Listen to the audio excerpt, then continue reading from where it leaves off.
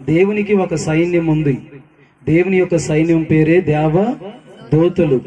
ఆ దేవదూతలు బలము గలవి, ఆ దేవదూతలు జ్ఞానము గలవి. ఆ దేవదూతలు దేవుడు ఆజ్ఞాపించిన పని శ్రద్ధగా చేసేవి. ఆ దేవదూతలు, స్తోత్రం. ఆయన దూతలను తన ప్రజలకు తోడుగా ఉంచాడు. స్తోత్రం.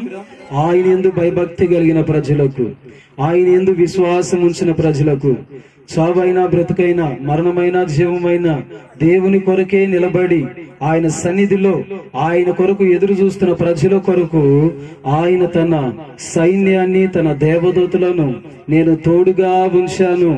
ఆ దేవదూతలు వారికి తోడుగా ఉన్నంత కాలం వారు ఆశీర్వాదకరముగానే ఉంటారు. స్తోత్రం. వారు దేనికినూ భయపడాల్సిన పని లేదు. ప్రభువా, మరి నా సంఘ బిడ్డల్లో ఒక్కొక్కరికి ఒక్కొక్క దూత నుంచి ప్రభువా అంటే, అప్పుడు దేవుడు ఏమన్నాడంటే, పిచ్చోడా, ఒక దేవదూత నీ సంఘం మహా ఉంటే 100 మంది ఉంటారు. ఒక దేవదూత కావాలా నీకని దేవుడు అడిగాడు. కావాల్సిందే ప్రభువా, ఒక దేవదూత కావాల్సిందేనని నేను దేవుని అడిగితే ఒక్కడు కాదు, ఎన్నో దేవదూతలను నీ సంఘానికి నీకు నేను తోడుగా ఉంచాను అని చెప్పాడు. మరి ఒక్క దేవదూత బలం ఎంతో తెలుసా? హల్లెలూయా. ఒక్క దేవదూత నేను అడిగా, మరి ఎన్నో దేవదూతల్ని ఇచ్చానంటున్నావు కదా ప్రభువా, మరి ఒక్క దేవదూత ఏం చేయగలిగింది ప్రభువా నేను అడిగితే దేవుడు తెలియజేశాడు. ఒక్క దేవదూత ఎంత మందిని కొట్టగలిగిద్దో తెలుసా? హల్లెలూయా. చదువుదాం ఒక దేవదూత విలువని. స్తోత్రం. 2వ రాజుల గ్రంథం 19:35 వాక్యం చదువుదాం. 2వ రాజులు 19:35. త్వరగా.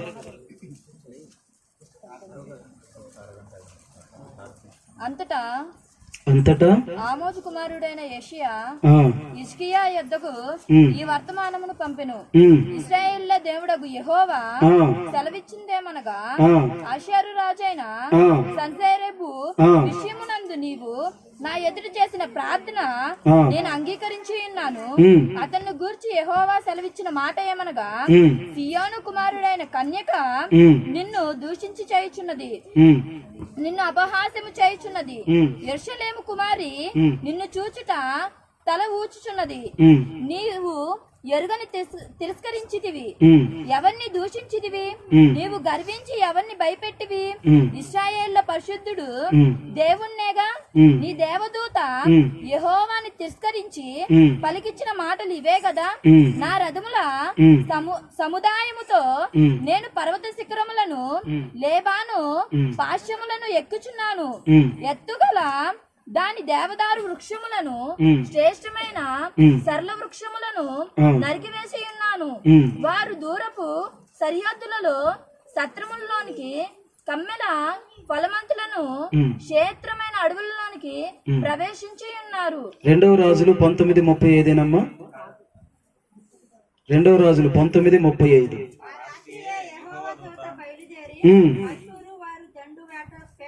ఆ రాత్రియే యెహోవా దూత బయలుదేరి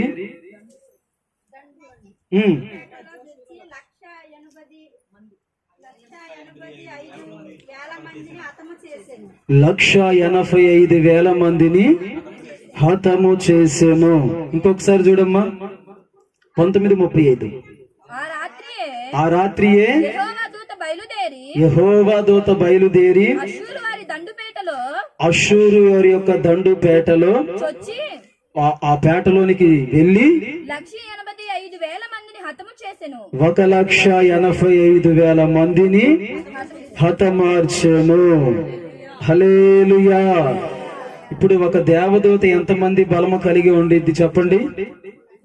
185,000 మంది సైన్యాన్ని చంపగలిగిన బలం ఒక్క దేవదూతకు ఉంది. స్తోత్రం.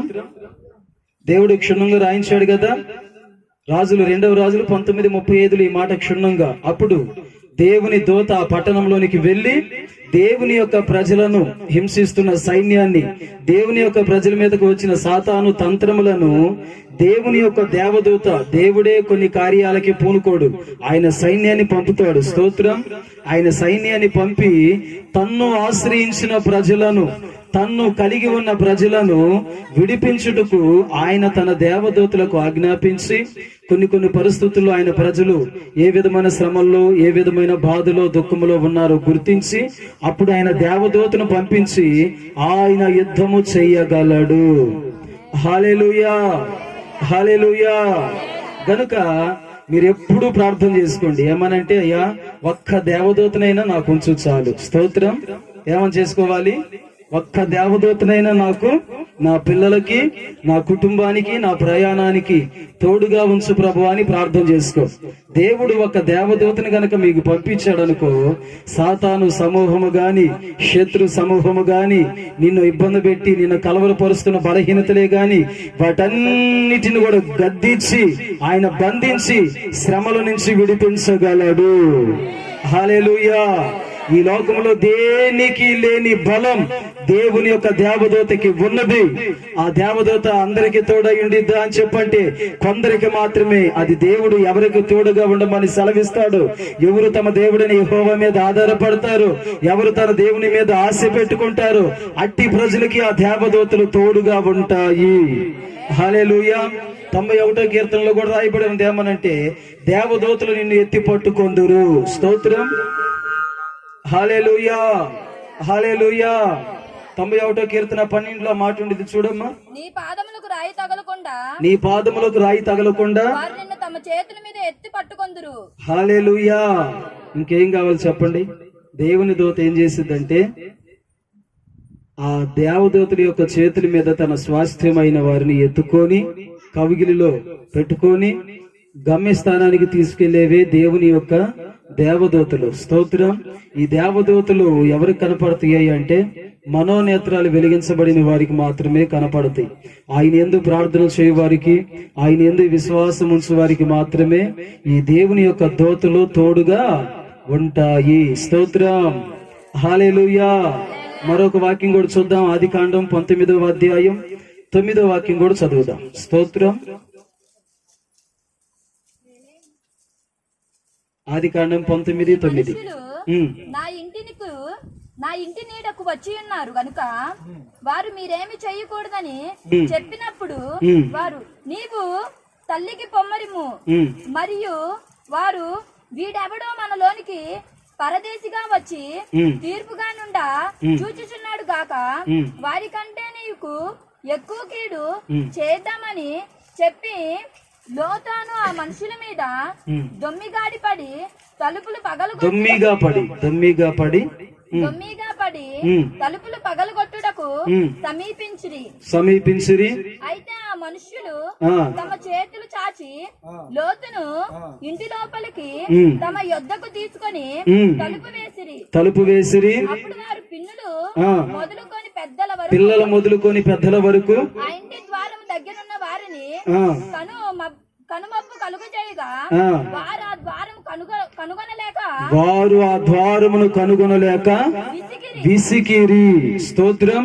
అంటే దీని యొక్క అర్థం ఏమిటంటే దేవుని యొక్క సేవకుడు, దేవుని యందు భయభక్తి కలిగిన ఒక లోతు తన ఇంటి వారు మృగాల కన్నా హీనమైన ప్రజల మధ్యలో ఒకానొక దినాన నివాసము చేయవలసిన పరిస్థితి వచ్చింది. అదే సొదొమ గోమర పట్టణములో లోతు తన కుటుంబంతో నివసించాల్సిన పరిస్థితి వచ్చింది. స్తోత్రం. ఆ మనుషులకి ప్రేమ విలువ తెలియదు, మనిషి విలువ తెలియదు, లేక మనిషి యొక్క అర్థము తెలియదు. అట్లాంటి మృగాల కన్నా మరి మృగాలే మేలనిపిస్తాయి. అట్లాంటి మానవత్వం లేని ప్రజల మధ్యలో లోతు నివసించవలసిన పరిస్థితి ఎదురయ్యింది. అట్లాంటి పరిస్థితుల్లో లోతు యొక్క కుమార్తెలు ఇద్దరు ఇంటికి వచ్చినప్పుడు ఆ మనుషులు లోతు పిల్లలను బయటికి పంపించమని లేదా ఆ వారిని మాకు అప్పగించమని శత్రువులు ఆ ఊరోళ్ళంతా కూడా లోతు ఇంటి మీదకి దొమ్మిగా వెళ్లి పడతారు. స్తోత్రం. లోతు పక్షాన అడిగే వాళ్ళు లేరు, లోతు పక్షాన గద్దించే వాళ్ళు లేరు. పోనీ లోతైనా మరి అనుజనుడైతే మీరు మా ఇంటికి ఈ విధంగా రావాల్సిన పరిస్థితి ఏమిటని ఒక కేసు పెట్టాల్సిన పరిస్థితి కూడా లోతుది కాదు. స్తోత్రం. కేవలం దేవుని మీద మాత్రమే ఆధారపడి ఉన్నాడు. ఆ సమయంలో లోతు అక్కడికి వచ్చి ఐలారా అని చెప్పేసి వారి కాలు పట్టుకుని బ్రతిలాడుతూ ఉంటాడు. అయ్యా నా ఇంటిని ఏం చేయొద్దు, నా పిల్లలను ఏం చేయొద్దు, నా కుటుంబాన్ని ఏం చేయొద్దు అని లోతు వారి కాలు పట్టుకుని బ్రతిలాడుతూ ఉంటాడు. స్తోత్రం. స్టేషన్కి వెళ్ళడు, అధికారులను ఆశ్రయించడు, లేదంటే మనుషులను ఆశ్రయించడు, లేదా తన బలాన్ని ప్రదర్శించి వారి మీద యుద్ధానికి దిగల లోతు అక్కడ కూర్చొని నిలబడి అక్కడ గుమ్మం కాడ కూర్చొని వాళ్ళని బ్రతిమలాడుతూ ఉన్నాడు. అయ్యా ఇది మీకు తగదు, అయ్యా ఇది మీకు పద్ధతి కాదు, ఇదిగో మీరు ఇలా మాట్లాడకూడదు, ఇదిగో మీరు ఇలా చేయకూడదని లోతు ఆ గుమ్మం దగ్గర నిల్చొని బ్రతిమలాడుతూ ఉంటే వారిలో ఒకడు లోతుని కాలుతో దంతడు. స్తోత్రం. అప్పుడు వెంటనే దేవునికి కోపం వచ్చింది. స్తోత్రం. నా కుమారుడి పక్షాన మాట్లాడేవారు లేరని, నా దాసుడి పక్షాన నిలబడేవారు లేరని, మరి వారికి నచ్చినట్లుగా, ఇష్టం వచ్చినట్లుగా, వారికి మెచ్చినట్లుగా వారు ఆ విధంగా ప్రవర్తించేటప్పుడు దేవుడు సహించలేకపోయాడు. ఆమేన్. ఏం జరిగింది? వెంటనే ఇద్దరు మనుషులు ఆకాశం నుంచి దిగివచ్చి, అనగా వారు దేవదూతలు, ఆ లోతుని చేతులు చాచి లోపలికి ఆవంతునే తీసుకొని తలుపులు వేశారు. స్తోత్రం. తలుపులు వేసిన వెంటనే అకస్మాత్తుగా వారికి ఒక కనుమబ్బు, గురుటితనం కలుగు చేసి వారి నేత్రాలు మరి ఆ యొక్క ఇంటినే గాని, ఆ యొక్క మనుషులే గాని, ఆ యొక్క పరిస్థితిని దేనిని కూడా చూడలేనట్లుగా వారికి దేవదూతలు గురుటితనాన్ని కలుగు చేశాయి. స్తోత్రం. ఆ గుడ్డితనంలో చిన్న పిల్లలు మొదలుకొని పెద్దోళ్ళ దాకా ఇల్లు ఎక్కడ, వాకిలి ఎక్కడ, కిటికీ ఎక్కడ, దారబంధరం ఎక్కడని తిరిగి వేసారిపోయారు. హల్లెలూయా. వారికి అప్పటికీ కన్నులు రాలా, ఇక వారికి గుడ్డితనమే, అంధత్వం వారికి కలిగిపోయింది. స్తోత్రం. వారు తిరిగి విసికి వారి యొక్క స్థలాలకి పారిపోయి వెళ్లిపోయారు. దేవుడు ఇంతటి కార్యాన్ని దేవదూతల ద్వారా ఎందుకు జరిగించాడంటే, లోతు నోరు బారేసుకునేవాడు కాదు, లోతు నోరుంది కదా అని ఇష్టం వచ్చినట్లుగా మాట్లాడేవాడు కాదు.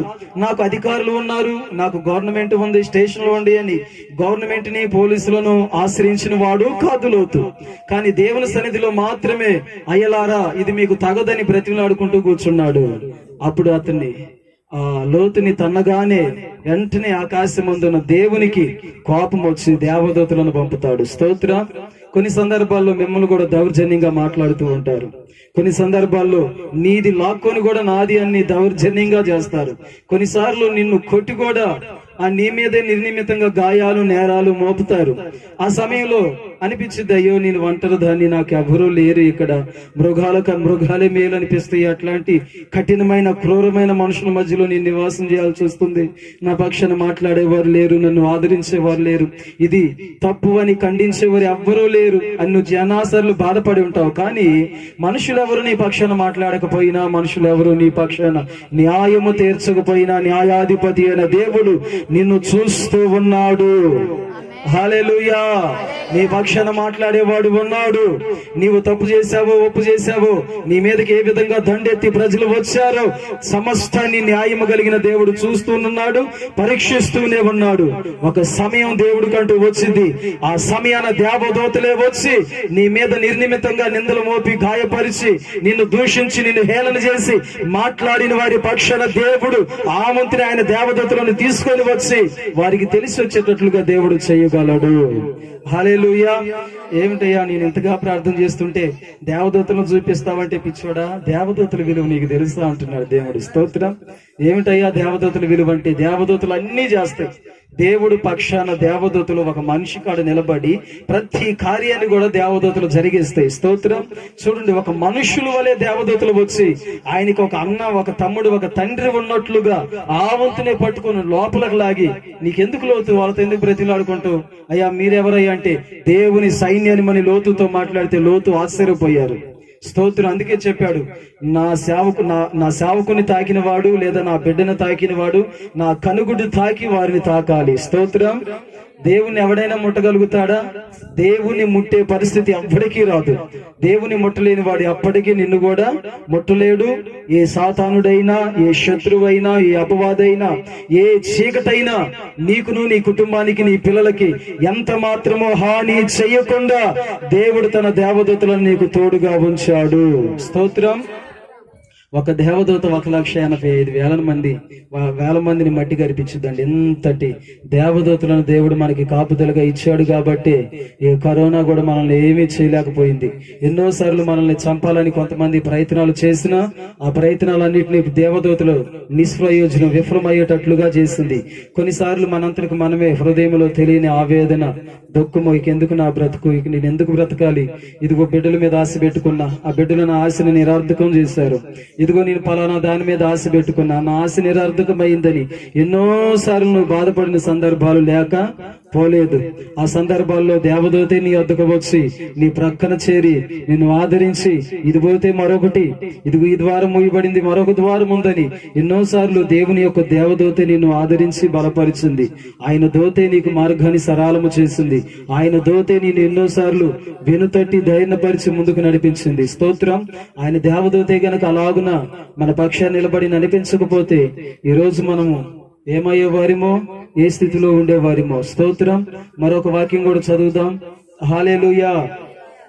దానియేలుకు రాసిన పత్రిక 3వ అధ్యాయం 25వ వాక్యం. దానియేలు 3:25.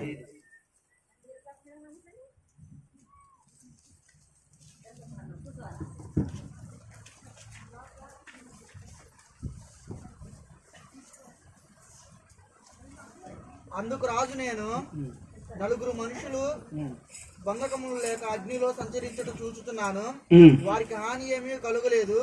4వ వాణి రూపము దేవదూతల రూపంలోను బోలినని, 4వ వాణి రూపం దేవదూత యొక్క రూపమున బోలినని వారికి ప్రత్యుత్తరం ఇచ్చెను. అంతటా నెబుకద్నెజరు వేడిమి గల మండుచున్న ఆ అగ్నిగుండములో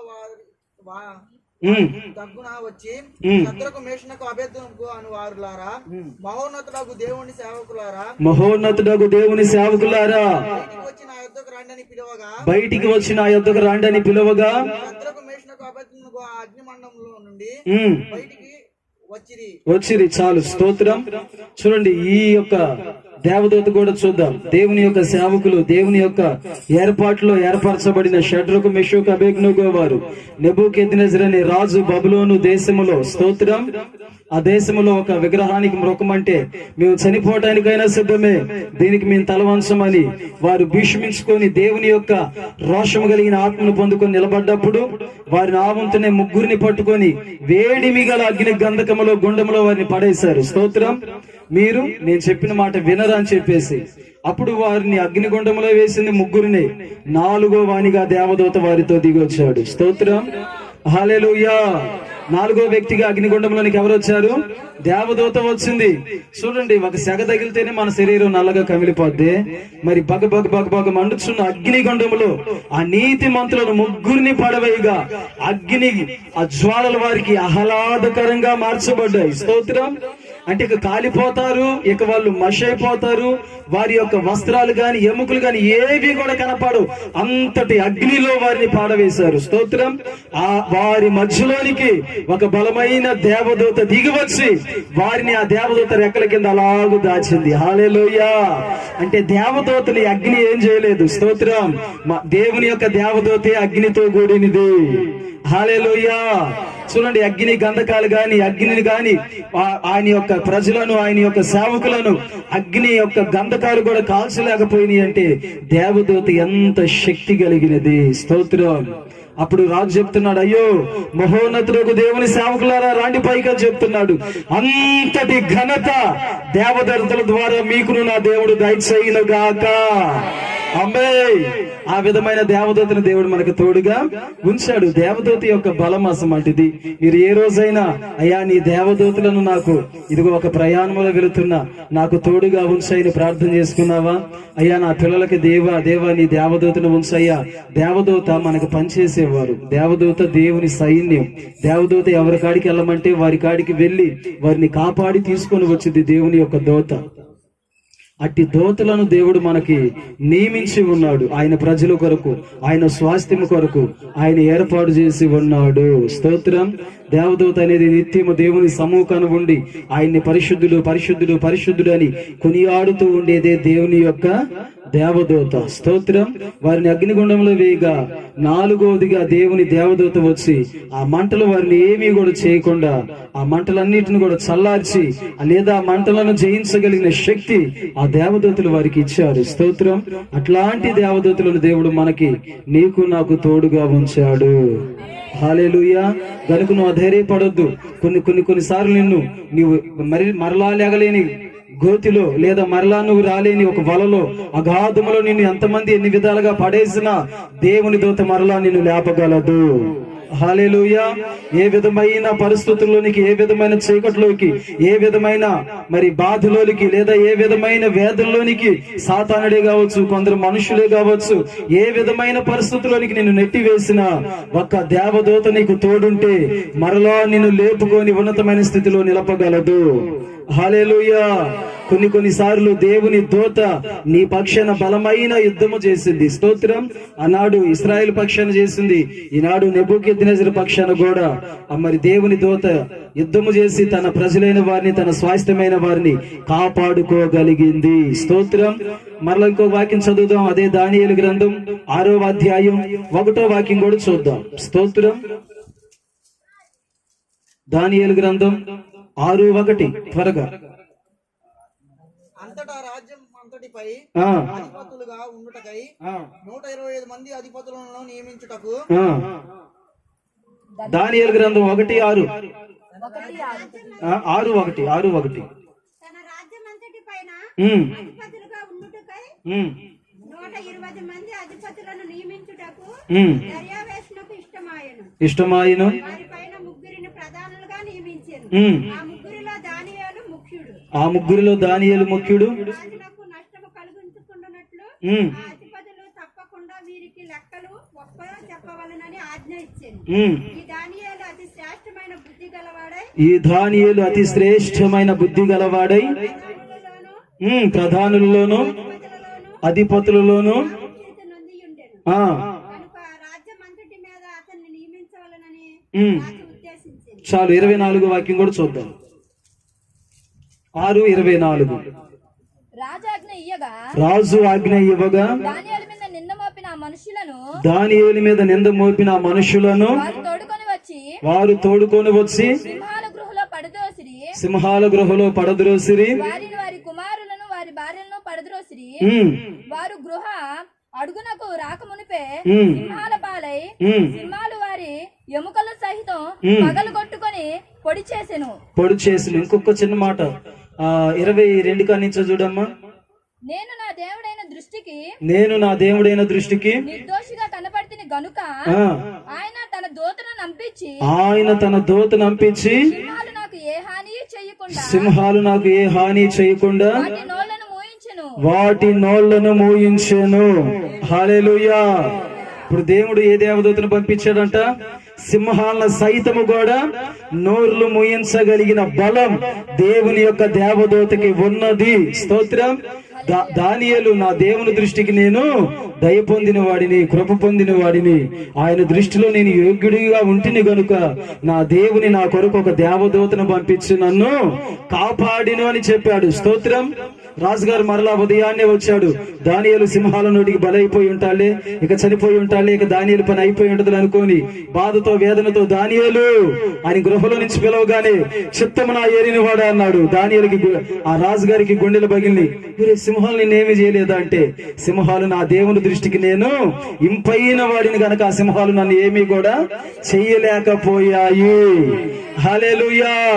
అప్పుడు అన్నాడు రాజు, వీరి దేవుడు పూజార్హుడు, తన్ను ఆశ్రయించిన వారిని కాపాడుటకు శక్తి కలిగిన దేవుడు.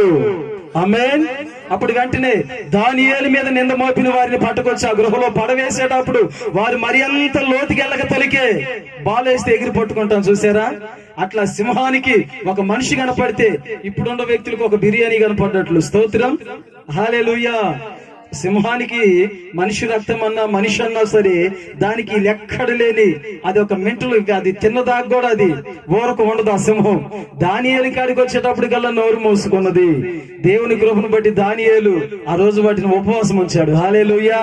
మరొక మనుషుల్ని గృహంలో నుంచి కింద పడవేసేటప్పుడు వారి మరింత లోతుకి వెళ్ళక తలికి ఆ సింహాలు ఎగిరి పట్టుకుని వారిని తినేసాయి. స్తోత్రం. చూడండి, భక్తిహీనుడికి భక్తి కలిగిన వాడికి ఉన్న వ్యత్యాసం ఇది. స్తోత్రం. దేవుని యందు భయభక్తి కలిగిన ప్రజలను సింహము గాని, అగ్ని గాని, శ్రమలు గాని, నిందలు గాని, ఆపదలు గాని ఏమీ చేయలేవు. హల్లెలూయా. ఆయన యందు భయభక్తి కలిగిన ప్రజలను అగ్ని జ్వాలలు తాకలేవు, సింహాలు గాని వారిని సమీపించలేవు, ఏ శత్రు బలము గాని శత్రు ఖడ్గాలు గాని వారిని సమీపించలేని అంత అభిషేకం, అంత కాపుదల దేవుని దేవదూతల ద్వారా వారికి అనుగ్రహించబడింది. ఆమేన్. నీవొక్కటే, నీవు దేవుని యందు భయభక్తులు గలదానివి, భయభక్తులు గలవాడివి, దేవుని యందు విశ్వాసమును నమ్మకమును కలిగి ఉన్నావు.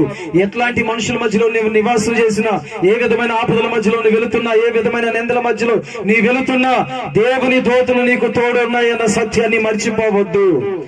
హల్లెలూయా. ఆయన దేవదూతలు నీ దాకా శత్రువులు వచ్చిన నీ మీదకి వారిని రానియకుండా దేవదూతలే ఈ రోజు దాకా అడ్డుకున్నాయి, ఇక ముందు రోజుల్లో కూడా అడ్డుకుంటాయి. స్తోత్రం. ఏ ఆపద, ఏ శ్రమ, ఏ మరణము నిన్ను నీ పిల్లలను సమీపించనివ్వకుండా దేవుని దూతే కాపుదలుగా ఉండి నిన్ను నీ పిల్లలను కాపాడిద్ది. ఆ విధమైన భయభక్తులు దేవుని యందు మీరు ఉంచాలి. ఆ విధమైన విశ్వాసముతో దేవుని సన్నిధిలో మీరు నడుచుకునే వారిగా ఉండాలి. ఆమేన్. చూడండి, భక్తిహీనుడు కూడా వచ్చారు ఆ గృహలోనికి. భక్తిహీనులను సింహం మింగివేసింది. చాలా మంది ఇప్పుడు వాళ్ళే క్రైస్తవులు అని పిలువబడుతూ కూడా, మేము దేవుని నమ్ముకున్నామని పిలువబడుతూ కూడా కొంతమంది శ్రమల పాలవుతున్నారంటే దేవుని దూత వారిని ఎందుకని కాపాడలేకపోయిందని చెప్పంటే వారి అవిధేయత, వారి యొక్క అవివిశ్వాసం, వారి యొక్క భయం లేని భక్తి, వారి యొక్క భయం లేని ప్రవర్తన, వారి యొక్క దేవుని సన్నిధిలో నడుచుకోలేని ఆ వినయము విధేయత లేని ప్రవర్తనే వారిని శ్రమల పాలయ్యేటట్లు చేసింది. స్తోత్రం. చాలా మంది ఉన్నారు ప్రభు నమ్ముకున్న వాళ్ళలోనే మరి ప్రారంభ విశ్వాసం, మరి ప్రారంభ ప్రేమ, మొదటి విశ్వాసం, మొదటి ప్రార్థన, మొదటి భయభక్తులు ఈ రోజు వచ్చేటప్పటికల్లా దేవుని సన్నిధిలో వారు ఉంచలేకపోవటం అనేది వారి శ్రమకి కారణముగా మార్చబడింది. స్తోత్రం. ఒకప్పుడు ఉన్న శ్రద్ధ దేవుని మీద, ఒకప్పుడు దేవుని మీద ఉన్న విశ్వాసం, ఒకప్పుడు దేవుని మీద వాళ్ళకున్న ప్రార్థన తీవ్రత ఈ రోజు చల్లారిపోవటం వలన, మరింత భక్తిహీనులోనికి వారి దిగిపోవటం వలన దేవుని దూత వారిని కాపాడలేకపోయింది. స్తోత్రం. హల్లెలూయా. చూడండి, కొన్నిసార్లు దేవదూత నిన్ను పాపం చేయకుండా అడ్డుకునిద్ది. దేవుని యొక్క ఏర్పాటు లేకుండా బిలాము ఇశ్రాయేలును శపించడానికి వెళ్ళేటప్పుడు దేవదూత అడ్డుపడింది. స్తోత్రం. బిలాము, ఎక్కడికి నువ్వు వెళుతున్నావు? దేవుని చిత్తములోని ప్రయాణం చేస్తున్నావు, జాగ్రత్త అని బిలాముతో దేవదూత చెప్పినా సరే దాన్ని వినుకోకుండా బిలాము వెళ్ళిపోయాడు. తద్వారా అగ్నికి ఆహుతైపోయాడు. స్తోత్రం. ఏ అగ్ని అయితే షడ్రకు మెషకు అబేద్నెగో వారిని కాపాడిందో అదే అగ్నికి బిలాము ఆహుతైపోయాడు. స్తోత్రం. కనుక దేవుని దూత కొన్నిసార్లు మనల్ని హెచ్చరించింది, జాగ్రత్త, నువ్వు త్రావ తప్పుతున్నావు, జాగ్రత్త, నువ్వు మార్గం తప్పుతున్నావు, జాగ్రత్త, ప్రార్థన లేదు నీకు, జాగ్రత్త, సహవాసంలో వెనకబడిపోయావు, జాగ్రత్త, పరిచర్య నీకు తగ్గిపోతుంది, జాగ్రత్త, నీలో చిన్నగా పాపం చోటు చేసుకుంటుంది, అల్ప విశ్వాసం నీలో చోటు చేసుకుంటుంది, జాగ్రత్త, నువ్వు శ్రమలు పాలవలసి వచ్చింది, ఇబ్బందులు పడాల్సి వచ్చింది, జాగ్రత్త, నువ్వు మనుషులకు ఎక్కువ ప్రాధాన్యత ఇస్తున్నావు, జాగ్రత్త, నువ్వు స్నేహితులకు ఎక్కువ సమయాన్ని ఇస్తున్నావు, నీ సమయాన్ని వేస్ట్ గా గడుపుకుంటున్నావని కొన్నిసార్లు దేవుని దూతే వచ్చి కొందరిని హెచ్చరించింది. ఆ హెచ్చరికను వారు సరి చేసుకుంటే ఆ దేవదూత వెంటనే వారికి కాపుదల అనుగ్రహించింది, కీడును కొట్టివేసింది, తర్వాత శ్రమ నుంచి కూడా ఆ దేవదూత వారిని విడిపించింది. కనుక ఎంతో మంది భక్తులు కూడా దేవుని యొక్క దేవదూతను గురించి పాటలు ఎన్నో పాడారు. స్తోత్రం. దేవుని దూత లేకపోతే ఈ ప్రపంచంలో మనుషులు కాపాడబడటం అనేది అది అసాధ్యం. స్తోత్రం. కనుక దేవుని యొక్క దేవదూత చేసే పనులు ఇవన్నీ. మరొక వాక్యం కూడా చదువుకుందాం. అదే మత్తయి సువార్త గ్రంథం 24వ అధ్యాయం 31వ వాక్యం కూడా చదువుదాం. 24:31. మరియు ఆయన గొప్ప బూరతో తన దూతలను పంపును, వారు ఆకాశం యొక్క ఈ చివరి నుండి ఆ చివరి వరకు నలుదిక్కుల నుండి ఆయన ఏర్పరచుకొనిన వారిని పోగు చేతురు. ఆ దేవదూతలు నలుదిక్కుల నుంచి ఏర్పరచబడిన వారిని ఏం చేస్తారంట? పోగు చేతులు. ఆయన రాకడలో ఒక దూతను పంపుతాడు. ఆ దూత వచ్చి ఏం చేసిద్ది? చెదిరిపోయిన సమూహాన్ని, మరి విడిపోయిన ప్రజలను అందరిని కూడా ఆ దేవదూత సమకూర్చి పోగు చేసి ఆయన రాకడ కొరకు సిద్ధపరిచింది. స్తోత్రం. అంటే ఈ దేవదూత ఏం చేసిద్దంటే నీ పిల్లలను, నీ కుటుంబంలో ఒకరికొకరికి సమాధానం ఇచ్చేటట్లు కూడా దేవదూత చేసిద్ది. విడిపోయిన కుటుంబాలను కలిపేది కూడా దేవదూతే. నీకు, నీ భర్తకి, నీకు, నీ పిల్లలకి సమాధానం లేక, ఒకరి మాట ఒకరికి పొంతన లేక, కుదరక, మరి చెదిరిపోయిన ఆ మాటలన్నిటిని కూడా సమకూర్చి చెదిరిపోయిన నీ పిల్లలను, నీ కుటుంబాన్ని, నీ స్వజనులను, లేదా నీ యొక్క ఆ జాతి వారిని సమస్తాన్ని సమకూర్చేది కూడా దేవుని యొక్క దేవదూతే. స్తోత్రం. అంటే దేవదూతకు దేవుడు ఎన్ని పనులను నియమించి ఉన్నాడు. ఆ దేవదూతలో మనకి నిత్యము తోడై ఉండేది. ఆ దేవదూతలే మనలను ఆదరించేది. ఆ దేవదూతలే మనకి తగిన జ్ఞానమును, వివేచన, కృపను, బలమునిచ్చి నడిపించేది. హల్లెలూయా. మరొక వాక్యం కూడా చదువుదాం. అపోస్తుల కార్యముల గ్రంథం 12. అపోస్తుల కార్యముల గ్రంథం 12:1. హల్లెలూయా. గట్టిగా అందరూ ఒకసారి హల్లెలూయా చెబుదామా? హల్లెలూయా. చదువమ్మా త్వరగా. దాదాపు అదే కాలమందు రాజైన హేరోదు సంగపు వారిలో కొందరిని బాధ పెట్టుటకు బలాత్కారంగా పట్టుకొని యెహోవాను సహోదరులను యాకోబును ఖడ్గముతో చంపివేను. ఇది యూదులకు ఇష్టమైన కార్యమని తెలుసుకొనిది. పేతురును కూడా పట్టుకొని ఆ దినమునకు పుల్లిని రొట్టె పండుగ దినమున అతన్ని పట్టుకొని చెరసాల్లో వేయించి పస్కా పండుగైన పిమ్మట ప్రజల యొద్దకు అతన్ని దేవాలని ఉద్దేశించి అతనికి కావాలి ఉండుటకు 4 చతుష్టులకు సైన్యములకు అధిపతి అని చెప్పెను. పేతురు చెరసాలలో ఉంచుట పడిన సంఘము అయితే అతని కొరకు అత్యాశతో దేవుని ప్రార్థన చేయుచుండెను. హేరోదు అతన్ని వెలుపలికి తీసుకుని రావాలని ఉండగా ఆ రాత్రియే పేతురు 2 సంఖ్యలతో బంధించి సైనికుల మధ్య నిద్రించుచుండెను. మరియు కావలి వారు తలుపులు ఎదుట చెరసాల కాచుకొని చుండిరి. ఇదిగో ప్రభువు దూత అతని దగ్గర నిలిచెను. అతడు ఉన్న గదిలో వెలుగు ప్రకాశించెను. దూత పేతురు ప్రక్కను తట్టి త్వరగా లేమ్మని చెప్పి సంఖ్యలు అతని చేతుల నుండి ఊడిపోయాను. హల్లెలూయా. సంఖ్యలు ఏమైపోయినాయి? అతని చేతుల నుంచి ఊడిపోయాను. మరలా అతనితో నీవు నడుము కట్టుకొని చెప్పులు తొడుక్కోనమనెను. అతడు అలాగు చేసిన తరువాత దూత నీ వస్త్రములు పైన వేసుకొని నా వెంబడి రమ్మని అతనితో చెప్పెను. అతడు వెలుపలికి వచ్చి దూత వెంబడి వెళ్లి దూత వలన జరిగినది నిజంగా జరిగినని గ్రహింపక దర్శనం కలిగిందని తలంచెను. హల్లెలూయా. ఈ యొక్క సందర్భంలో సాక్షాత్తు ప్రక్కన ఒక మనిషి ఉన్నట్లే దేవదూత ఉంటే అది దర్శనం అనుకుంటున్నాడు ఆ పేతురు. స్తోత్రం. పేతురు ఎక్కడ ఉన్నాడండి? జైలు పాలయ్యాడు పేతురు. చాలా మంది సేవకులు జైల్లో ఉండటమేంది? మొన్న హనీ జాన్సన్ గారిని జైల్లో వేస్తే అసలు సేవకులు జైలుకి వెళ్ళటమేంది? ఆయన జైల్లో ఉండటమేంది? వస్తాయి. సేవకులు అన్నాక దేవుని పక్షాన రోషముగా పోరాడే సందర్భాల్లో జైలుకి వెళ్లే పరిస్థితి వచ్చింది, సెరసాల పాలయ్యే పరిస్థితి వచ్చింది, అవమానాల పరిస్థితి అయ్యే పరిస్థితి వచ్చింది. అయినప్పటికీ అతను వెళ్ళింది క్రీస్తు నిమిత్తమే గనకైతే, అతను వెళ్ళింది క్రీస్తు కొరకే గనకైతే దేవుని దూత అద్భుత కార్యం జరిగించింది అక్కడ. హల్లెలూయా.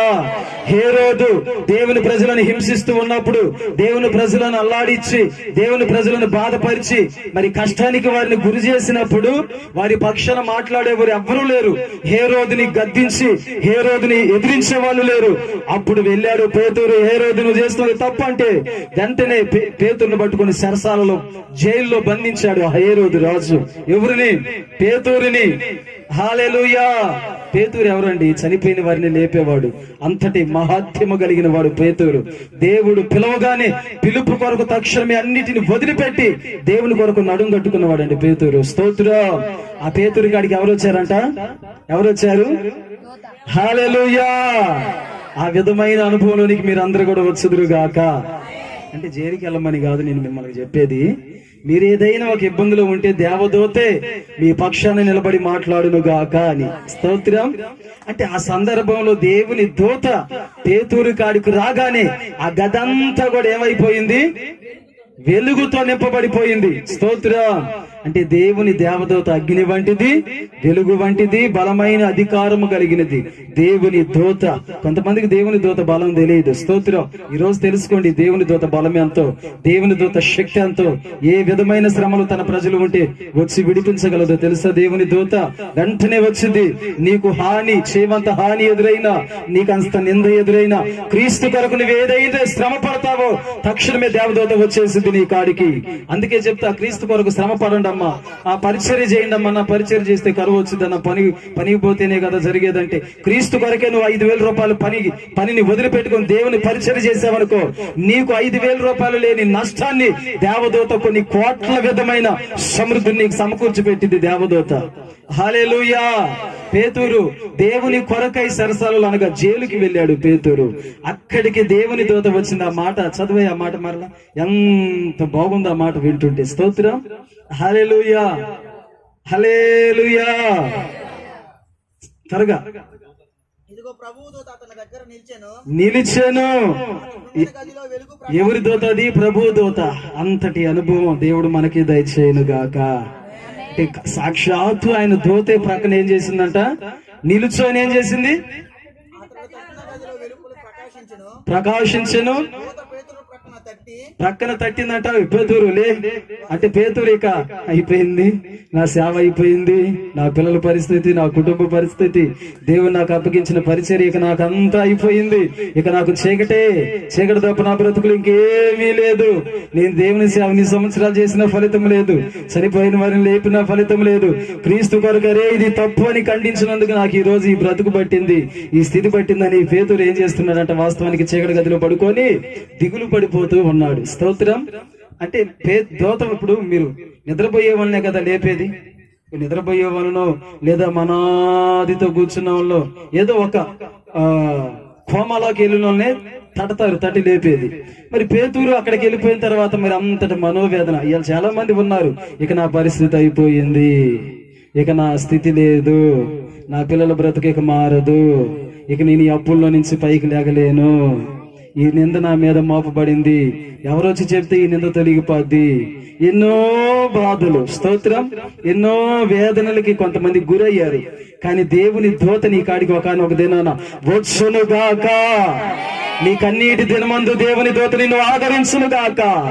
ఆమేన్. ఆ ప్రక్కన తట్టి త్వరగాలే పేతురు లెగు అని చెప్పిందంట దేవదూత. ఒక మనిషి చేసినట్టే చేసింది. చూడండి, దేవదూత వచ్చి అంతటి సహాయము దేవదూత వలన మనకి కలుగును గాక. దేవదూత పట్టుకొని లాగిందా? ఎంతటి అయ్యే ఉండియా? దేవదూత అట్లా చెయ్యి మీదే గాని దేవుని యొక్క వెలుగు దెబ్బకి ఆ సంఖ్యల్లో ఊడిపోయినాయి. వాస్తవంగా పేతురు యథార్థత కొరకు జైలుకి వెళ్ళాడు కాబట్టి, యథార్థంగా ఉండి శ్రమల పాలయ్యాడు కాబట్టి దేవుని దూత అక్కడికి వెళ్ళింది.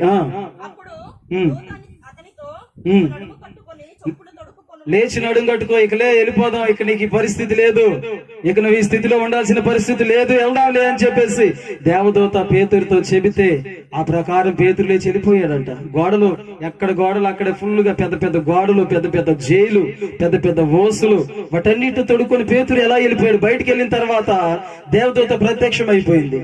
అప్పుడు వెంటనే లేచి చూస్తారే, నేను జైల్లో ఉండాల్సిన ఇక్కడికి వచ్చానండి, ఇది కళ నిజమా? అప్పుడు కొన్నిసార్లు మీకు కూడా అనిపించదయ్యా, ఇది కళ నిజమా?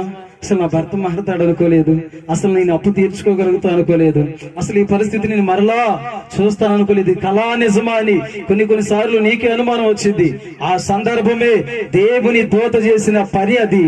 దానిని బట్టి నీకు అటువంటి విడుదల కలిగింది. హల్లెలూయా. చూడండి, ఇంతటి ఘనత వహించాడండి పేతురు. దేవుని దేవదూతే వచ్చి సాక్షాత్తు పేతురు పక్షాన నిలబడి ఒక అద్భుతమైన కార్యాన్ని చేసింది. అంటే పేతురు ఎంతో గొప్పవాడు. స్తోత్రం.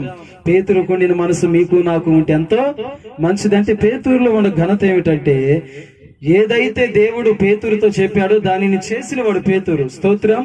అంటే వలను విడిచిపెట్టు అంటే వెంటనే వలని పేతురు విడిచిపెట్టాడు. వల పాపానికి సాదృశ్యం. హల్లెలూయా. అంటే వలతో దేన్ని పడతారండి? వలతో దేన్ని పడతారు? చేపలను పడతారు, పక్షులను కూడా పడతారు వలతో. స్తోత్రం. అంటే ఈ వల పాపానికి సాదృశ్యం. పేతురు దాన్ని వదిలిపెట్టానుగానే, పేతురు దేవా 2 రోజులు ఆగి వదిలిపెడతానయ్యా, 4 రోజులు ఆగి వదిలిపెడతానయ్యా అని అన్నాడా? అక్కడికక్కడే వదిలిపెట్టాడు. అది వదిలిపెడతాం వలన ఏ వ్యక్తితో కూడా ఇంత స్పష్టంగా ముఖాముఖిగా లేని అనుభవము పేతురికి దక్కిందంటే, పేతురు దేవుడు వదిలిపెట్టు అన్న దాన్ని వెంటనే వదిలేశాడు. అక్కడే దేవా ఎల్లుండి వదిలిపెడతా, 2 రోజుల తర్వాత లేదు, వదిలిపెట్టు పేతురు అన్నాడు. అది వదిలిపెడతాం వలన నీకు క్షేమం అన్నాడు. తక్షణమే దాన్ని పేతురు వదిలిపెట్టాడు, దేవుని వెంబడించాడు. ఇలా ఎవరు వదిలిపెడుతున్నారు? అమ్మా, నువ్వు కలిగి ఉన్న మార్గం సరైనది కాదు, వదిలిపెట్టు. లేదు, నువ్వు కొంత పాప విధమైన కార్యకలాపాలలో కొనసాగుతున్నావు, వదిలిపెట్టు అని చెప్పగానే ఎవరు వదిలిపెడుతున్నారు? సేవకుడితో ఇక్కడ సరేనంటున్నారు, బయటికి పోయినాక మరలా కుక్కతోక వంకరలాగా అదే బ్రతుకు, అదే మాట, అదే చూపు, అదే ప్రవర్తన, అదే స్థితి, అదే దారిద్ర్యం. స్తోత్రం.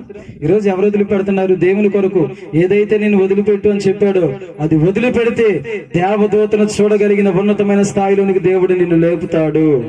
ఏదైతే నీలో దేవునికి నచ్చనిది, ఏదైతే నీలో దేవునికి పనికిరానిది, ఏదైతే నీలో దేవునికి అరిష్టమైనది, అయోగ్యమైనది నీలో ఉన్నదో దాన్ని విడిచిపెడితే దేవుని దూత ద్వారా నువ్వు సహాయమును పొందుకుంటావు. మనుషుల సహాయం వేరు, దేవుని సహాయం వేరు, దేవదూతల సహాయము వేరు. చూడండి, అదే మనుషులు గనక జైల్లో ఉన్న వ్యక్తిని కలవాలంటే ఇప్పుడు మనం ఏం చేయాలా? ఇప్పుడు హనీ జాన్సన్ గారిని అరెస్ట్ చేశారు. ఆయన్ని కలవాలంటే ఇప్పుడు ఏం చేయాలా? ముందు లేఖ రాయాలా, లెటర్ రాయాలా, తర్వాత అక్కడ ఉన్న సిబ్బందికి మనం ఇది ముందుగానే తెలియచేయాలా, పలానా అపార్ట్మెంట్ తీసుకోవాలా, ఇవన్నీ కూడా అధికారుల దృష్టికి వెళ్ళాలా. వాళ్ళు దానికి సమ్మతిస్తే పలానా టైంలో 1 సెకండే చూసి వెళ్ళిపోవటమే, విడిపించడం కూడా కాదు. అది మనుషుల యొక్క దయ మన మీద ఉంటే. అదే దేవుని దూత ఉంటే ప్రధాని మంత్రికి చెప్పదు దేవదూత. స్తోత్రం. సీఎంకి చెప్పదు, ఏ డిఎస్పీకి చెప్పదు, ఎస్పీకి చెప్పదు. దాని పని అది ఏదో చేసుకుని పోద్ది. గోడ నుండి దేవదూతను ఏం చేస్తే పగలగొట్టుకుని వెళ్ళిపోద్ది. స్తోత్రం. జైలు గోడలు దేవదూతను ఏం చేస్తే తుత్తు నీళ్ళుగా తుంచేసుకుని వెళ్ళిపోద్ది దేవదూత. ఎవరైనా అధికారి వచ్చాడనుకో ఏం చేసేది కూడా అర్థం కాదు అధికారికి. స్తోత్రం. అక్కడే అపోస్తుల కార్యముల గ్రంథం 16:25 కూడా ఆ విధమైన కార్యం జరిగింది. చదవండి 16:25. అపోస్తులు 16:25 త్వరగా. అయితే మధ్యరాత్రి వేళ పౌలు శీలలు దేవునిని ప్రార్థించుచు కీర్తనలు పాడుచుండిరి, ఖైదీలు వింటున్నారు. అప్పుడు అకస్మాత్తుగా మహాభూకంపం కలిగెను, చెరసాల పునాదులు అదిరెను. వెంటనే తెరుచుకుని తీయాల్సిన పని లేదు దేవదూతలకు వెళ్ళి. స్తోత్రం. దేవదూతలు వెళ్ళి అయ్యా తలుపు తీయండి అని అనవు దేవదూతలు. అసలు ఎవరిని అడుగు. తన బిడ్డలు గనక అక్కడ ఉన్నారు అంటే ఎమ్మటే వెళ్ళిపోయి గోడలు కిటికీలు మొత్తాన్ని బ్రద్దలు చేసుకొని ఆయన స్వాస్థ్యాన్ని ఎత్తుకొని వెళ్ళిపోతాయి. చదువమ్మా. బంధకములు ఊడిను, మేలుకొని అర్థం కాల ఏమి ఆ చెరసాల అధిపతికి, అయ్యో ఎందుకు ఇలా అయిపోయిందా? ఖైదీలు పారిపోయారు. పారిపోయినాడు దొరుకుతాడేక పారిపోయిను. కత్తి తీసుకొని అయ్యో ఇంకేముంది అంత అయిపోయింది. సైనికులు మరి ఖైదీలు అందరూ వెళ్ళిపోయారు. ఇక ఇది గనక పై అధికారులకు తెలిస్తే ఆ పని అయిపోయిందని కత్తి తీసుకొని ఏం చేస్తుందంట సైనికుడు తను తానే చంపుకోబోయాడు. పౌలు శీలలో అప్పుడు నువ్వు ఏ హాని చేసుకోవద్దు, మేమందరం ఇక్కడే ఉన్నాం.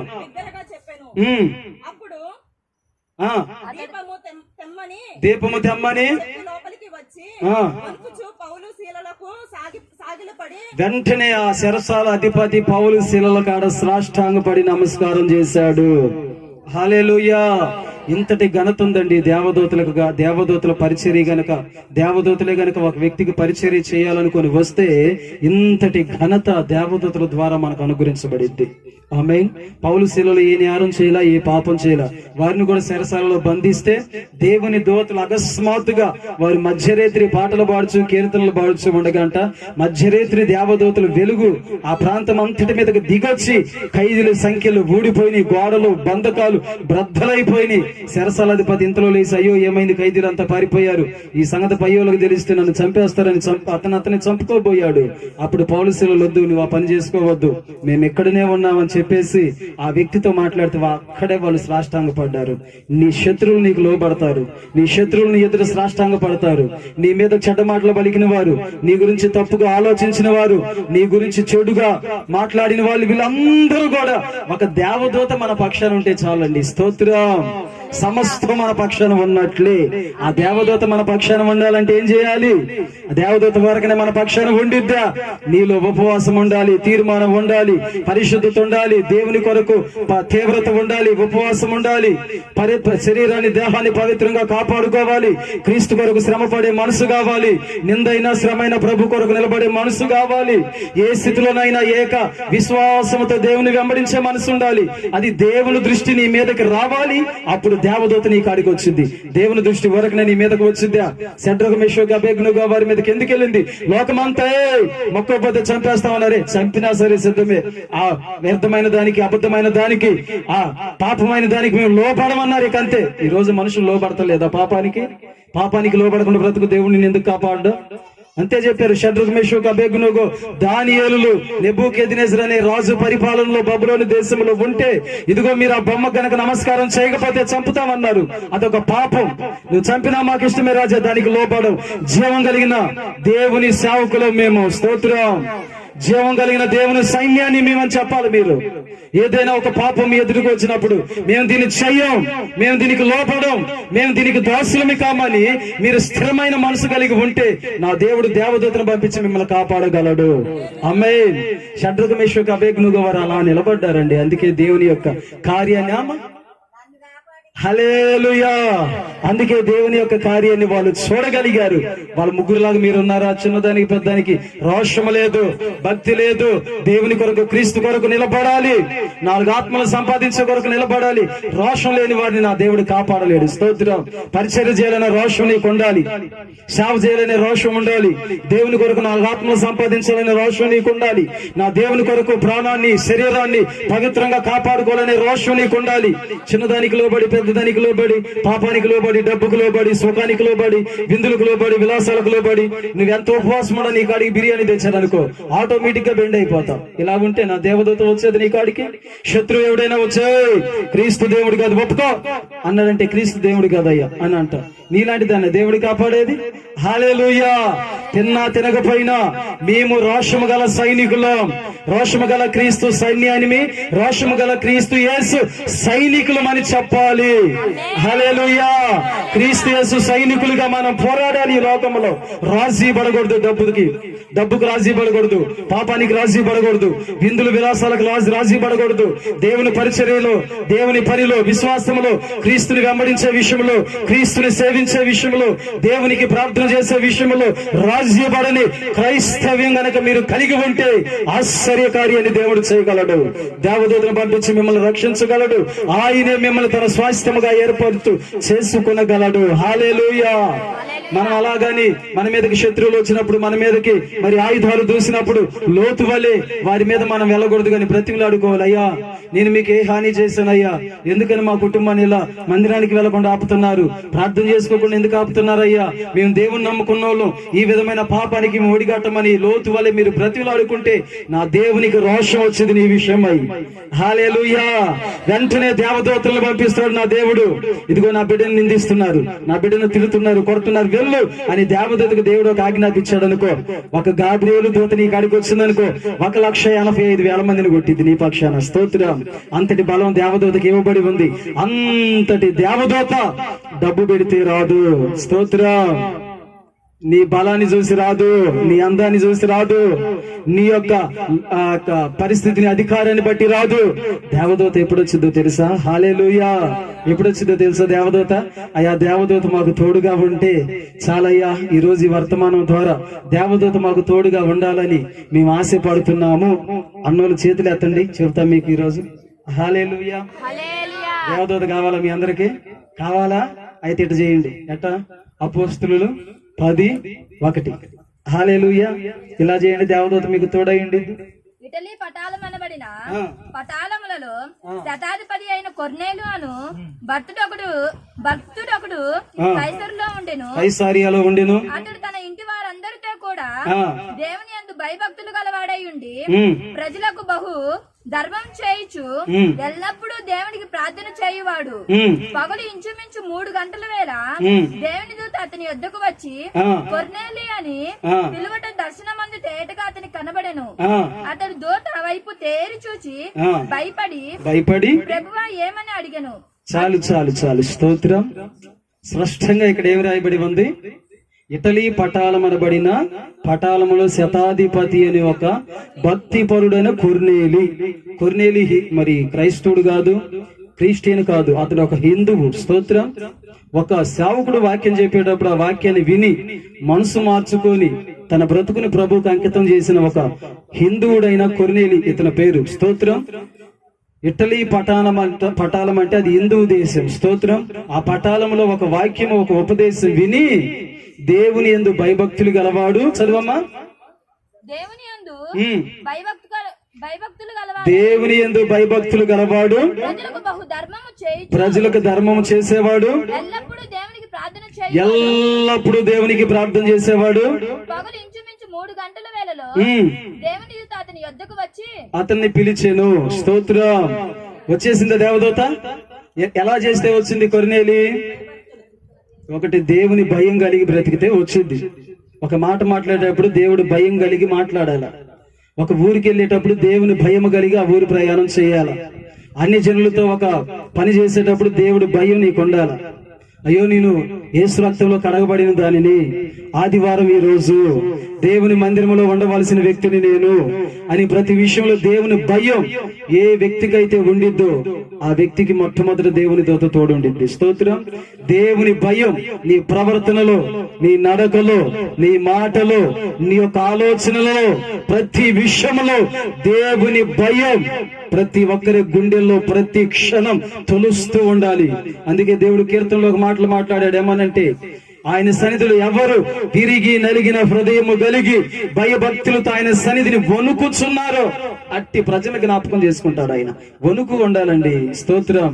ఒక అన్యుడితో మాట్లాడేటప్పుడు అయ్యో, ఈ అన్యుడితో అపవిత్రమైన మాట నా నోటికి ఎక్కడ వచ్చిద్దానని ఒక వణుకు ఉండాలి. అది దేవుని భయం అంటే. 100 విస్తారమైన మాటలు మాట్లాడుతావు అన్యుడితో కలిసి. ఆ మాటలో దేవుడికి విస్తారమైన మాటలో దోషం ఉండక మానునా ఉండిద్ది. అన్నిటితో మాట్లాడేటప్పుడు దేవుని భయం నీకు ఉండాలి. అన్ని జనులతో ప్రయాణం చేసేటప్పుడు దేవుడి భయం నీకు ఉండాలి. నేను ఒకనొక దినాన్న దేవుని నమ్ముకున్న అప్పటికే పెనగంచిపూలు వెళ్తున్నారు మా వాళ్ళు, నన్ను బలవంతంగా తీసుకెళ్లారు. అప్పుడు వెళ్ళేటప్పుడు భయపడుతున్నా. వాళ్ళ పాటలు పెట్టుకున్నారు. అయ్యా, వీరితో పాటు నేను ఎక్కడ మలినం అయిపోయిద్దో, అయ్యా నా విశ్వాసం ఆడ మలినం అయిపోయిద్దో. చూడండి, ఒక విశ్వాసితోనే ప్రయాణం చేయాలి. ఒక విశ్వాసితోనే నడవాలి. ఒక విశ్వాసితోనే మాట్లాడాలి. అన్నిటితో ప్రయాణం చేయకూడదు. అన్నిటితో మరి సువార్త ఎలా చెప్పాలంటే, వెళ్ళు 2 నిమిషాలు మాట్లాడు, సువార్త చెప్పి అంతమటికి. అన్నిటితో ప్రయాణం చేసిన, అన్నిటితో మాట్లాడినా, అన్నిటితో పొత్తు చేసిన, అన్నిటితో సాంగత్యం చేసిన, అన్నిటితో నువ్వు విందు చేసిన, అన్ని జనుడి యొక్క ఆలోచనలు, అలవాట్లు, మాటలు, పద్ధతులు, తలంపులు నీలోనికి వచ్చి దేవుని భయాన్ని ఎత్తుకొలిపోయే అవకాశం ఖచ్చితంగా ఉండిద్ది. దాని విషయంలో జాగ్రత్తగా చూసుకుంటే దేవుని భయం నీకు ఉండిద్ది. ఆమేన్. గనుక కొర్నేలి దేవుని యందు భక్తి గలవాడు. భయం ఉంది, భక్తి.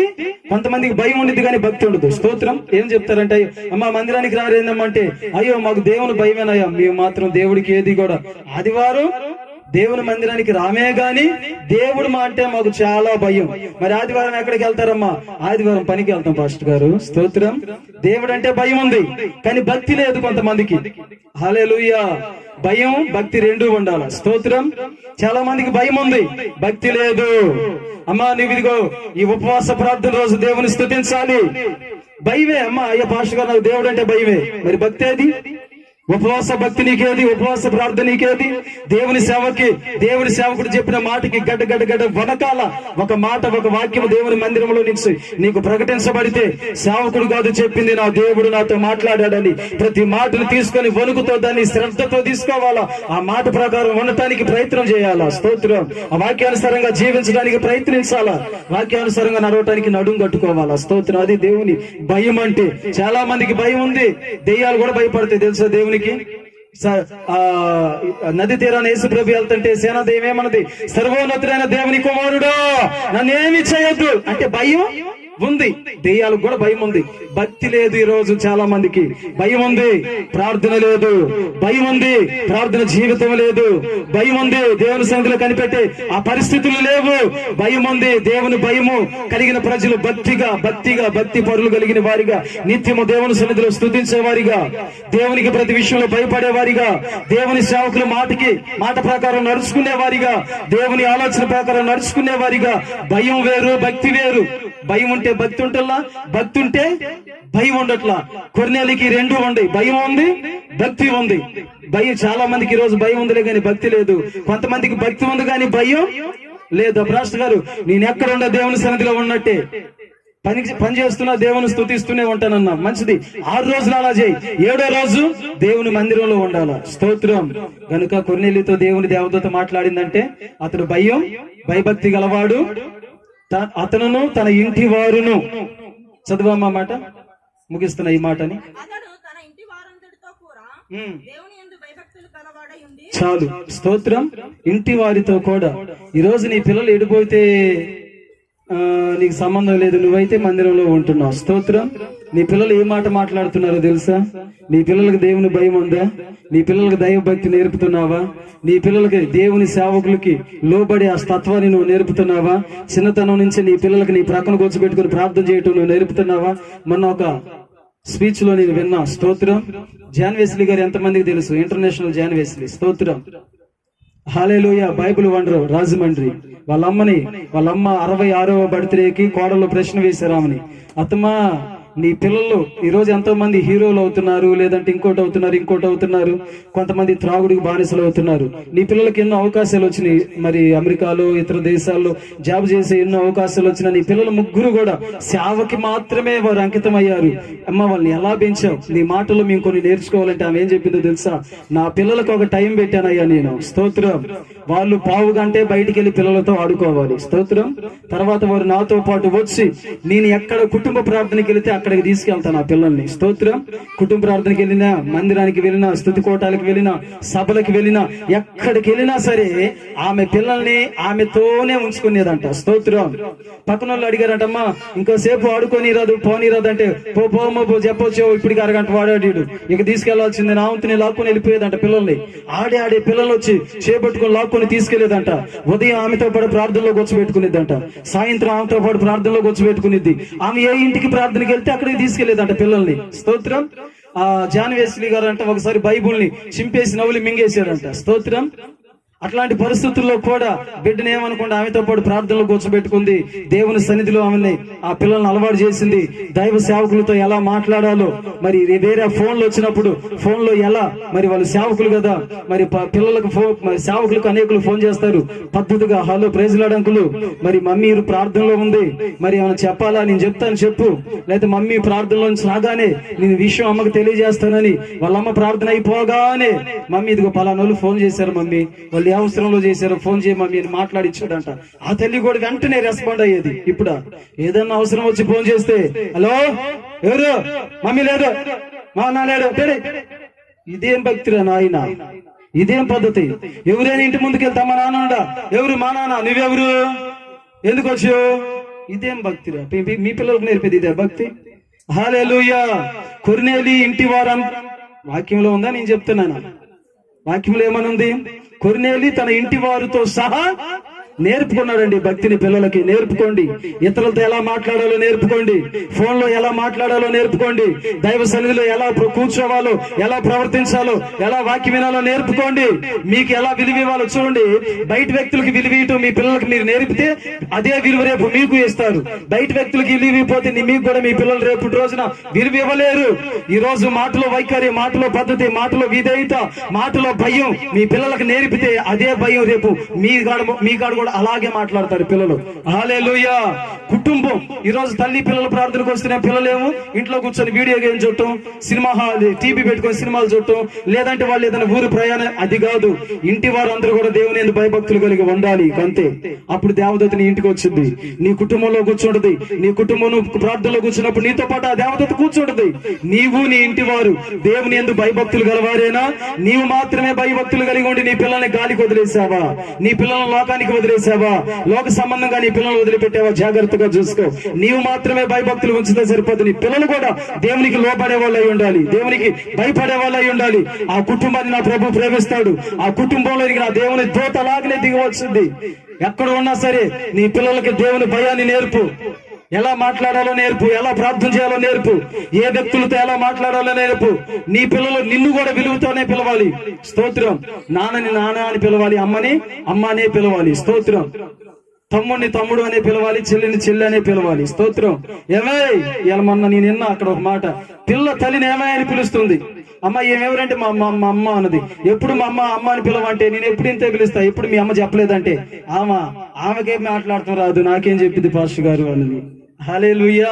ముందు మీరు మాట్లాడుతూ నేర్చుకోండి. ఎవరితోనైనా ఏదైనా ఒక పద్ధతిగా, ఒక విధేయతగా, వినయంగా మాట్లాడుతూ నేర్చుకుంటే అదే మీ పిల్లలకు వచ్చింది. స్తోత్రం. మీ పిల్లలు కూడా దేవుని యందు ఏముంచాలా? భయభక్తులు నేర్పండి. మీరు మాత్రమే భయభక్తులు ఎదిగారనుకో, మీ పిల్లలు తప్పిపోయారనుకో, రేపొద్దున వాళ్ళు లోకంలో లోకస్తుల వలె తిరిగారనుకో, మీరు చేసి ఇప్పుడు చూడండి, కొంతమంది సేవకులు పిల్లలు సేవకులు అయ్యారు, వాళ్ళు మాత్రం లోకంలో వెళ్ళిపోతున్నారు. స్తోత్రం. ఇప్పుడు ఇలా కాదు గాని దేవుని యందు నీవును నీ ఇంటి వారును భయభక్తులు కలిగి ఉండాలి. మూడవది, ఎల్లవేళలా ప్రార్థన చేసేవాడు కొర్నేలి. హల్లెలూయా. నేనేం చెప్పా? దేవదూత రావాలంటే అందరు చేతులు ఎత్తారు. మరి ఈ 3 కూడా చేయండి. 1 భయభక్తి, 2 కుటుంబంతో సహా దేవుని యందు భయభక్తులు, 3 ఎల్లవేళలా ప్రార్థనా పరులుగా ఉండండి. హల్లెలూయా. ఎందుకండి ప్రార్థన లేని బతుకులు? ఎందుకండి నన్ను అడిగితే ప్రార్థన లేని జీవితాలు అసలు ప్రభువుని నమ్ముకొని ఆయనకు అవమానం తేటమే తప్పితే, ప్రార్థన లేకపోతే సాతాను శోధించక మానడు, ప్రార్థన లేకపోతే దైవ భయం నీలో ఉండదు, ప్రార్థన లేకపోతే దైవ భక్తి, ప్రార్థన లేకపోతే దేవుని విలువ, ప్రార్థన లేకపోతే దైవ పరిచర్య విలువ, ప్రార్థన లేకపోతే సంఘపు విలువ, ప్రార్థన లేకపోతే ఆత్మల బారు ఏవి నీకుండవు. ప్రార్థన లేని జీవితం, దేవుని నమ్ముకున్నా ఒకటే, నమ్ముకోపోయినా ఒకటే. దయ్యాలు ప్రార్థన లేని జీవితాలు ఒకటే. స్తోత్రం. ఏదో ఒక ఆదివారం వచ్చేసిపోయేది కాదు ప్రార్థన. ప్రార్థన అనేది ఒక ఛాలెంజ్ గా తీసుకో, రోషంగా తీసుకో. నా ఆత్మీయ బిడ్డని ఈ నెలంతా చూసా, నాకే గర్వంగా ఉంది వాళ్ళని చూస్తే. ఇలా తయ్యా ప్రభు అందరు నాకు వద్దయ్యా, ఈ 20-30 మంది చాలు. హల్లెలూయా. నేను కూడా చేయలేకపోతున్నానండి, ప్రార్థన అలా చేస్తున్నారు. హల్లెలూయా. మీరు గనక ఇదే విధంగా కంటిన్యూ చేస్తే ఆశ్చర్యంగా భూమిని ఆకాశాన్ని త్రల్ల కిందులు చేసే బలాన్ని దేవుడు మీకు ఇస్తాడు. కొంతమందిని చూస్తే నాకు చేదర పుట్టిద్ది. ఆదివారం అది గంట కూడా కాదు, చివరిలో అర్ధగంట కూర్చుంటారు. కొంతమంది అర్ధగంట కూర్చుంటారు, దేవానికి స్తోత్రం, టైం 1 గంట అయిపోయింది, వెళుతున్నా అంటారు, వెళ్ళిపోతారు. మిగతా 6 రోజులు ప్రార్థన ఉండదు. హల్లెలూయా. దేవుడితో మాట్లాడే టైం వాళ్ళకు ఉండదు, బిజీ అయిపోయారు. దేవుడు అన్ని ఇచ్చాడు కదా. ఒకప్పుడంటే ఏమి లేదు, ఖాళీ దేవుడితో గడిపేవాళ్ళు. ఇప్పుడు అన్ని బిజీ బిజీ బిజీ బిజీ, అంతా బిజీ. ఒక క్షణం కూడా దేవుడితో కూర్చొని మాట్లాడే టైం లేదు. సంఘంలో కలిసి ఒక రోజు ఉపవాసం ఉండి ప్రార్థన చేసే సమయం ఎంతో మందికి ఈ రోజు లేదు. హల్లెలూయా. నా దేవుని దూత నీ ఇంటికి రావాలి, నీ ప్రయాణంలో నీకు తోడుగా ఉండాలి, నీ పనిచేసే కాడ రావాలి, నువ్వు నిందల పోలాయిన కాడికి రావాలి, అపజయాల పోలాయిన కాడికి రావాలి, శత్రువులు నిన్ను నిందించి దూషించే కాడికి నా దేవుని దూత రావాలి అంటే నీవు ప్రార్థనా పరుడుగా, ప్రార్థనా పరురాలుగా ఉండు. ఎల్ల వేళలందు దేవుని స్తుతించే బిడ్డలుగా మీరు ఉందరుగాక. చేయండి ప్రార్థన, ఉదయం, మధ్యాహ్నం, సాయంత్రం. మరి మధ్యరాత్రి పౌలుసీలు ఏ టైంలో చేశారంట? మధ్యరాత్రి వారు ప్రార్థన చేశారు. మధ్యరాత్రి లేచి నేను చెప్తున్నా వినండి. దినము ఆఖరి అరగంట, దినము మొదటి అరగంట దేవుడితో గడపండి. హల్లెలూయా. ఒక రోజు చివరి అరగంట, ఒక రోజు మొదటి అదే టైం 11:30 నుంచి 1:30. ఆ టైం దేవుడితో గడపండి. అద్భుత కార్యాలు ప్రభు ఖచ్చితంగా జరిగించగలడు. ఒక రోజు చివరి క్షణం, ఒక రోజు ఆఖరి క్షణం. దేవుడితో గడపండి. అద్భుత కార్యాలు దేవుడు నిశ్చయముగా చేయునుగాక. మీ అందరికి ప్రార్థనాత్మను నా దేవుడు అనుగ్రహించునుగాక. ఈ ప్రార్థన చాలా మంది అన్న చేసుకోలేకపోతున్నాం. నీ ఇంట్లో నీకు ఒకదానికి ప్రార్థన నడిపింపు రాదు. సంఘముతో చేరు, సేవకుడితో కూర్చుని ప్రార్థన చేయి, సంఘ ప్రజలందరితో కలిసి ప్రార్థన చేయి. అప్పుడు నీకు ప్రార్థనాత్మ ప్రభు ఖచ్చితంగా ఇవ్వగలడు. ఆమేన్. అట్టి కృపను దేవుడు మీకు దయచేయునుగాక. అందరు ఇప్పుడు నీళ్ళు మోకాల మీద ఉండండి. దేవుని దూత ఒక్కొక్కళ్ళు ఒక్కొక్క దేవదూతను తీసుకుని వెళ్తున్నారు ఈ రోజు. హల్లెలూయా. తీసుకుని వెళ్తారా? అది నిలువు మోకాల మీద ఉండి అడుగు, అయ్యా ఈ రోజు నుంచి ఒక దేవదూత నాకు తోడుగా ఉంచు. దేవదూత నీ యొక్క ఆవేదనని నాట్యముగా మార్చిద్ది, కన్నీటిని నాట్యముగా మార్చిద్ది, నిందను కొట్టివేసిద్ది, దుఃఖమును తీసివేసిద్ది, బాధను తీసివేసిద్ది, నీ చింత యావత్తును తీసివేసిద్ది, నీ శ్రమను చూస్తుంది దేవదూత. అట్టి దేవదూతను దేవుడు నీకు తోడుగా ఉంచబోతున్నాడు. చేసుకో, ప్రార్థన చేసుకో. నిలువు మోకాల మీద ఉండు. రెండు చేతులు ఆకాశం వైపెత్తు. హల్లెలూయా. చూడండి, దానియేలుని దేవదూత కాపాడింది, వేరే ప్రజలు కాపాడాలా? నువ్వు కాపాడబడాలంటే నీకు ప్రార్థన ఉండాలి. నువ్వు కాపాడబడాలంటే దేవుని దూత నీకు తోడు ఉండాలి. ప్రార్థన లేని వారికి శ్రమ వచ్చింది. శ్రమ వచ్చినప్పుడు దేవుడి మీద నింద మాపవద్దు. మీరు ప్రార్థన జీవితం లేకపోతే ఇబ్బందులు వస్తాయి. ఇబ్బందులు వచ్చినప్పుడు దేవుడి మీద నింద మోపేవారిగా మీరు ఉండకూడదు. ప్రార్థన రూపంగా, ప్రార్థనా పూర్వకంగా రెండు చేతులు ఆకాశం వైపు ఎత్తండి. మంచిగా చేసుకోండి ప్రార్థన. హల్లెలూయా. అయ్యా ఒక దేవదూత నాకు తోడు పంపించు.